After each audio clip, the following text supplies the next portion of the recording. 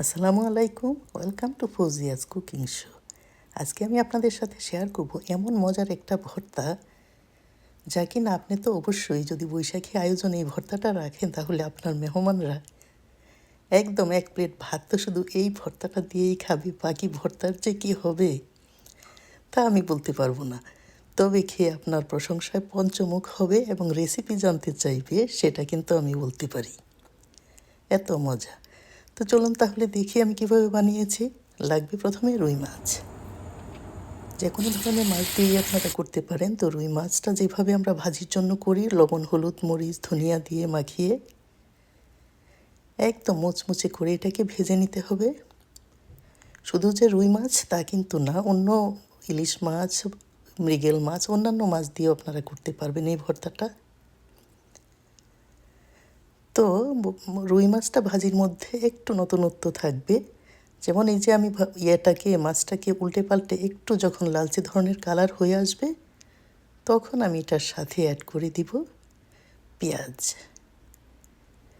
এই যে একটু বেশি পরিমাণে পেঁয়াজটা দিয়ে দিচ্ছি, তার কারণ আমি ভর্তার মধ্যে এই ক্যারামেলাইজড পেঁয়াজটাকে পরে ইউজ করব, সেই জন্য। এভাবে যদি আপনারা পেঁয়াজ দিয়ে মাছ ভাজি করেন তাহলে একদম গরম ভাতের সাথে মুচমুচে মাছের ভাজি টেস্টটা আরও অনেক গুণে বেড়ে যাবে। খেয়ে একদম খুবই সবাই পছন্দ করবে। যে করবেন সে তো অবশ্যই। দেখেন, এভাবে উল্টে পাল্টে পেঁয়াজের সাথে মাছটাকে ভেজে নেব।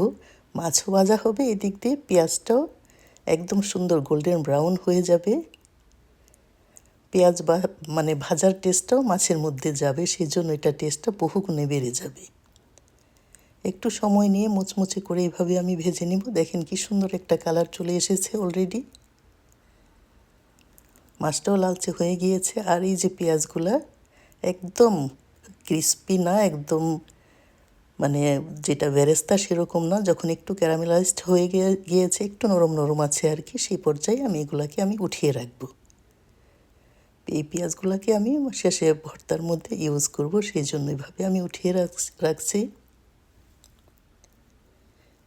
এই মাছ ভাজা তেলের মধ্যেই আমি দিয়ে দিলাম শুকনা মরিচ, তার কারণ ভর্তাটা শুকনা মরিচ দিয়ে করলেই বেশি ভালো লাগবে খেতে। এই যে মুচমুচে করে ভেজে উঠিয়েছি। এখন মাছ, পেঁয়াজ, মরিচ সব কিছু, ধনিয়া পাতা সব কিছু রেডি। লাল পেঁয়াজও দিব এটার সাথে। এখন আমি সব কিছু কুচি কুচি করে কেটে নিব। ধনিয়া পাতা তো অবশ্যই লাগবে, মাছের টেস্টটা ভর্তার টেস্টটা আরও বহুগুণে বেড়ে যাবে, সেই জন্য। এই পর্যায়ে মাছটাকে একদম কাটা বেছে সুন্দর করে কাটাগুলা ফেলে দিতে হবে, তাহলে ভর্তার টেস্ট ভালো লাগবে, মুখে কাটা লাগবে না খাওয়ার সময়। এই যে আমার সব কিছু একদম রেডি।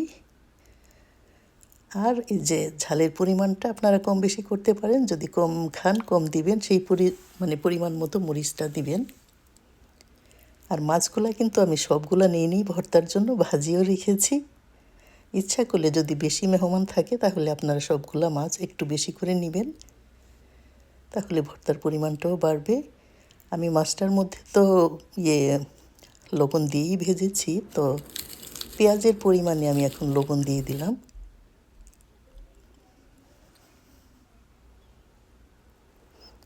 লবণ দিয়ে পেঁয়াজ মরিচ সুন্দর করে ডলে নিয়ে সাথে ধনিয়া পাতাটাকেও একটু মেখে নিচ্ছি, ঘ্রাণটা ভালো মতো ছড়াবে সেই জন্য।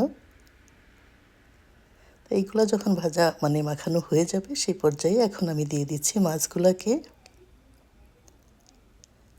মাছটা দিয়েও বেশ ভালো মতো এটাকে মিক্স করে নিচ্ছি, পেঁয়াজ মরিচ ধনিয়া পাতা সব কিছুর সাথে। এখন এই পর্যায়ে আমি দিয়ে দিব সেই যে আগে থেকে আমি এই ক্যারামেলাইজড পেঁয়াজগুলো রেখেছি। এই পেঁয়াজটা দেওয়ার কারণে টেস্টটা আপনারা যখন করবেন তখনই বুঝবেন, এটা আমার বলে দিতে হবে না, করে দেখতে পারেন। একবার করলে বারবার করবেন। আর এই যে দিয়ে দিলাম সরিষার তেল, যেটা না দিলেই নয়। একটু মেখে জেখে নিলেই হয়ে যাবে ভর্তা, আর এত মজা, একদম যখন বানাবেন চেটেপুটে খাবেন, খুব খুব মজা।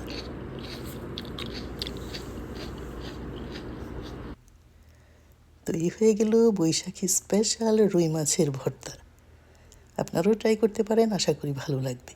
আবারও কথা হবে নতুন কোনো রেসিপি নিয়ে। সেই পর্যন্ত সবাই ভালো থাকবেন। আল্লাহ হাফেজ। শুভ নববর্ষ সবাইকে।